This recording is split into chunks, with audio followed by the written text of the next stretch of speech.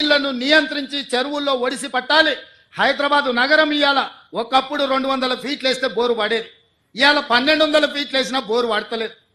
దీనికి కారణం ఈ సాగునీటి చెరువులను ఈరోజు ఆక్రమణలకు గురి కావడం కాదా? మరి ఈ సమస్యకు పరిష్కారం ఏంది? ఇవాళ ఇంకుడు గుంతలు కట్టాలి అని చెప్పినాం.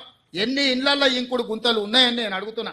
ఇవాళ అందుకే మా అధికారులకు ఆదేశాలు ఇచ్చిన, ఇంకుడు గుంతలు కట్టని ఇళ్లకు అనుమతులు ఇచ్చేది లేదు.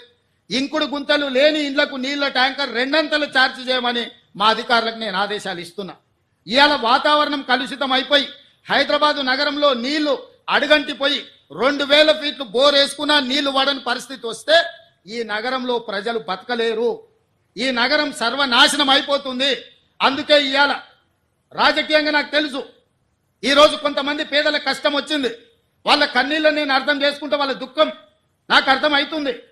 మధ్యతరగతి వాళ్ళు జీవితాంతం కష్టపడి సంపాదించుకున్నది కొంతమంది మోసగాళ్ల చేత నమ్మి మోసపోయి టీఆర్ఎస్ సన్నాసులను నమ్మి లక్షల రూపాయలు పెట్టి కొనుక్కున్న ఇల్లు అధికారులు వచ్చి కూలగొడితే ఆ కుటుంబం యొక్క దుఃఖం, ఆ బాధ నాకు తెలుసు. కానీ ఇట్లనే వదిలేసుకుంటూ పోతే ఇవాళ చెరువులను ఆక్రమించుకొని, నాలాలను ఆక్రమించుకొని, మూసిని ఆక్రమించుకుంటే ఈ సమస్యకు పరిష్కారం ఎక్కడ? ఇవాళ వాళ్ళని తొలగిద్దాం.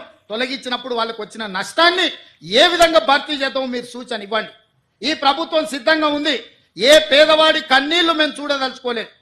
ప్రతి పేదవాడికి ప్రత్యామ్నాయం చూపించాలన్నదే నా ఆలోచన. ఇవాళ మూసీలో ఆ దోమలు, ఆ కంపు, ఆ కలుషితంలో బతికే కంటే ఒక మంచి డబుల్ బెడ్రూమ్ ఇల్లు ఇచ్చి వాళ్ళు బతకడానికి ఉండడానికి ఇచ్చి వాళ్ళకు పని కల్పించి వాళ్ళ పిల్లలు చదువుకోవడానికి ప్రభుత్వం ఏర్పాటు చేస్తే కేటీఆర్ హరీష్కి వచ్చిన నొప్పేందే, ఈటెల రాజేందర్ దుఃఖమేందే నాకు అర్థమైతలేదు. ఏంది మీ బాధ? వాళ్ళు మంచిగా బతకొద్దా? వాళ్ళు ఎప్పటికీ పేదోళ్ళలాగానే ఉండాలి, మూసిల్లే ఉండాలి. వాళ్ళ పేదరికం చూపించి వాళ్ళ దగ్గర ఓట్లు వేసుకొని మీరు ఎమ్మెల్యేలు ఎంపీలు కావాలనా? వాళ్ళు మంచిగా బతకొద్దా? వాళ్ళు మంచిగా బతుకుతే వాళ్ళ పిల్లలు చదువుకుంటే మీ దొరతనాన్ని ప్రశ్నిస్తారని చెప్పి ఈరోజు మీరు అడ్డం పడుతున్నారా? అదేవిధంగా బఫర్ జోన్లు ఉన్నోళ్ళను మీలాంటి మోసగాళ్ళు వాళ్ళకి అమ్ముతే వాళ్ళకి ఏ నష్టపరిహారం ఇద్దామో చెప్పండి. ప్రభుత్వం గొట్టుపోలే, ప్రభుత్వం మొత్తం దివాలా తీయలే. నువ్వు 7 లక్షల కోట్ల రూపాయలు అప్పు చేసినా ఈ ప్రభుత్వానికి చిత్తశుద్ధి ఉంది. ప్రభుత్వం నిధులు తెద్దాం, తెచ్చి వాళ్ళని ఆదుకుందాం. ఏ విధంగా వాళ్ళను తొలగించడం ద్వారా వాళ్ళకి న్యాయం చేద్దామో చెప్పండి. చెరువులలో ఉన్న ఎఫ్టీఎల్ తొలగించాల్సిందే, బఫర్ జోన్ అక్రమ నిర్మాణాలు తొలగించాల్సిందే, కాలువల నాలాల ఆక్రమణలు తొలగించాల్సిందే, మూసీలో ఉన్న అక్రమ నిర్మాణాల నుంచి బెడ్లో మూసి రివర్ బెడ్లో ఉన్న పేదల ఇల్లు తొలగించాల్సిందే, బఫర్ జోన్లు ఉన్నాయి తొలగించాల్సిందే. తొలగించేటప్పుడు వాళ్ళకి ఏ విధంగా ఆదుకోవాలనో ప్రభుత్వం ప్రణాళిక చేస్తుంది. మీ దగ్గర ఏమైనా సూచన ఉంటే చెప్పండి. మొదటి ప్రణాళిక మూసి రివర్ బెడ్లు ఉన్న వాళ్ళకి డబుల్ బెడ్రూమ్ ఇల్లు ఇచ్చి తొవ్వ ఖర్చులకు కూడా 25,000 రూపాయలు ఇస్తున్నాం. ఎప్పుడన్నా మీరు ఆలోచన చేసినా పేదోనికి ఇల్లు ఇవ్వాలి, పేదోని ఆత్మగౌరవంతో బతికేటట్టు చూడాలని. ఈ పనులు చేసేటప్పుడు పేదలకు వచ్చింది బాధ, నాకు కూడా బాధ ఉంది, నాకు కూడా చాలా బాధ అనిపించింది సోషల్ మీడియాలో, లేకపోతే కొంతమంది వాళ్ళ బాధ వెలుబుచ్చుతున్నప్పుడు. కానీ వాళ్ళని ఆదుకుందాం. ఏ విధంగా ఆదుకుందాం మీరు చెప్పండి, ప్రత్యామ్నాయం చెప్పండి. మీరు ప్రతిపక్షాలు అంటున్నారు కదా, 10 ఏళ్ళు పాలించడం అంటున్నారు కదా, పరిపాలన అనుభవం ఉంది అంటున్నారు కదా, మీ 10 ఏళ్ల పరిపాలన దోపిడీకే పనికొస్తుందా? ప్రజలకు పేదలకు సంక్షేమం అమలు చేయడానికి పనికిరాదా? రాజేందర్ గారు, నరేంద్ర మోడీ గారిని అడగండి, ఈ పేదలను ఎట్లా ఆదుకుందామో నిధులు తెద్దాం. మాకేం అభ్యంతరం లేదు. పిలువు మీ కిషన్ రెడ్డిని, బండి సంజయ్ గారిని, నువ్వే లీడ్ చేయి, నువ్వే ముందు ఉండు, మేము నీ వెనకాల నించుంటాం. 10 ఏళ్ళు మంత్రిగా చేసినావు కదా రాజేందర్ గారు, రాష్ట్రంలో నీకు అనుభవం ఉంది కదా, ఈరోజు ఎంపీ కదా, మీ నాయకుడు నరేంద్ర మోడీ ప్రధానమంత్రిగా ఉన్నాడు కదా, నువ్వే మా ముందు వరుసలు నిలబడి మేము మీ వెనకాల ఉంటాం. నా మొత్తం మంత్రివర్గాన్ని తీసుకొని వెనకాల వస్తాం. మోడీ దగ్గర పోదాంపా, ఓ 25,000 కోట్ల రూపాయలు ఇప్పి. ఎవరొద్దన్నారు? లేదు. ప్రభుత్వం ఏం చేయాలనో చెప్పు. ఇల్లు లేని పేదవాడికి ఇల్లు ఇవ్వడం నేరమా? వాళ్ళ పిల్లలకు చదువు చెప్పించడం నేరమా? వాళ్ళ ఇల్లు తరలించడానికి 25,000 రూపాయలు వాళ్ళకి తోవ ఖర్చులకు ఇవ్వడం నేరమా? అవి చేస్తుంటే మీరు ఎందుకు అడ్డం పడుతున్నారు? బఫర్ జోన్లు ఉన్న వాళ్ళకి కూడా ఒకవేళ 2 అంతస్తులు ఇల్లు ఉంటే వాళ్ళ నష్టపరిహారం ఏం చేద్దామో చెప్పండి. మీరు వాళ్ళని తొలగించొద్దు. వాళ్ళ జీవితాలు ఎప్పుడు మూసిల్నే ఉండాలి, ఆ మురికిలోనే మునిగిపోవాలి, ఆ మురుగులోనే చచ్చిపోవాలనా?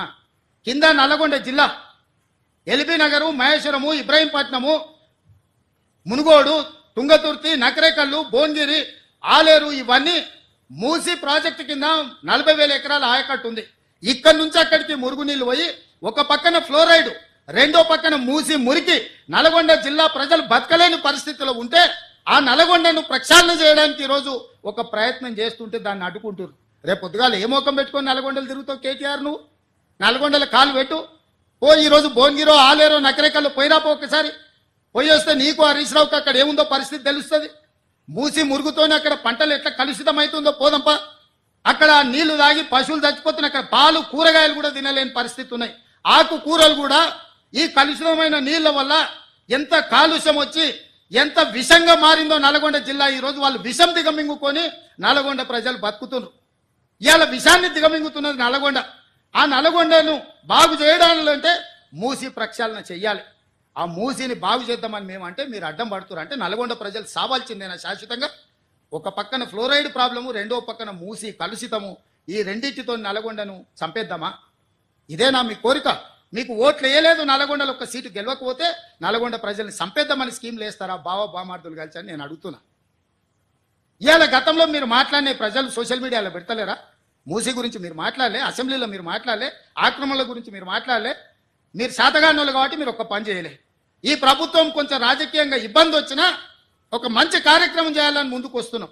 దీన్ని ఏ విధంగా ముందుకు తీసుకెళ్తామో మీరు సలహా సూచనలు చేయండి. అంతే తప్ప కిరాయి మూకలు నెంబడేసుకొని మేము అడ్డగోలుగా మాట్లాడతాం, మేము అడ్డుకుంటామంటే ప్రతి ఒక్కడు బుల్డోజర్ నా మీద నుంచి పోవాలి, బుల్డోజర్ నా మీద నుంచి పోవాలంట. ఎన్ని బుల్డోజర్లు కొనాలనే? నేను హరీష్ కోటి కొనాలంట, రాజేందర్ కోటి కొనాలంట, కేటీఆర్ కోటి కొనాలంట. నెత్తి మీద జుట్టు లేని వాళ్ళు కూడా చాలా మంది బుల్డోజర్ నా మీద నుంచి ఫస్ట్ పోవాలంటారు. ఎన్ని బుల్డోజర్లు కొనాలి వీళ్ళ కోసము? ప్రభుత్వం దగ్గర అంత ఏడుంది? అప్పులు చేసిపోయింది కేసీఆర్. వీళ్ళందరి కోసం బుల్డోజర్లు కొనాలంటే లేవు, బుల్డోజర్లు కొనం. మీలాంటి సన్నాసుల కోసం బుల్డోజర్లు అవసరమా? దారుణమే పిచ్చుకుక్క గరిస్తే కూడా చస్తారు మీరు. మీ గురించి నేను ఆలోచన చేయాల్సిన అవసరం ఉందా? కాబట్టి మిత్రులారా, నేను ఇక్కడ ఉండే అధికారుల నుంచి శ్రేణుల వరకు ఒకటే మాట, ఒక మంచి సంకల్పంతో చిత్తశుద్ధితోని ఈ కార్యక్రమాన్ని తీసుకున్నాం. రాజకీయంగా నాకు తెలుసు కొంత నష్టం కొంత కష్టం ఉంటుంది. రాజకీయాల కోసం ఈ ప్రాజెక్టును చేపట్టలేదు. ఇవాళ ఆపితే ఈ శ్రీమంతులు అందరూ వచ్చి సంచులు ఇస్తారు. ఆపినోనికి సంచులు ఎట్లా అడ్డంపడడానికి సంచులు తీసుకున్నోనికి తెలుసు సంచుల గురించి. తొలగిస్తే సంచులు ఎవడిస్తాడా? తొలగిస్తే తిట్లు వస్తాయి. తిడుతురు కదా, తిట్టనిక ఈరోజు ఈ పనులు చేస్తున్నా. నేను రాబోయే తరాల కోసం ఒక మంచి పని చేయాలనే చిత్తశుద్ధితో నేను ప్రయత్నం చేస్తున్నా. అందుకే ఈరోజు ప్రతిపక్షాలకు నా సూచన, మీరు రాండి, ఈ ఆక్రమించుకున్న చెరువులను ఏ విధంగా ఆక్రమణలు తొలగిద్దామో, మూసీలో ఉన్న ఈ మొత్తం వ్యవహారాన్ని సరిదిద్దుదాము, నగరాన్ని బాగు చేసుకుందాము. ఇంతవరకు అంచనాలే వేయలే. ఈ మధ్యలో కన్సల్టెంట్ని ఫైనల్ చేసినాం, ఎట్లా కడదాం ఏం చేద్దామని. అది మొదలు కాకముందే అప్పుడే ఆయన రాగం ఎత్తుకున్నాడు. ఎందుకంటే 10 ఏళ్ళ అనుభవం అదే కదా. 1,00,000 కోట్లతో కాళేశ్వరం కట్టిండ్రు, కూలింది.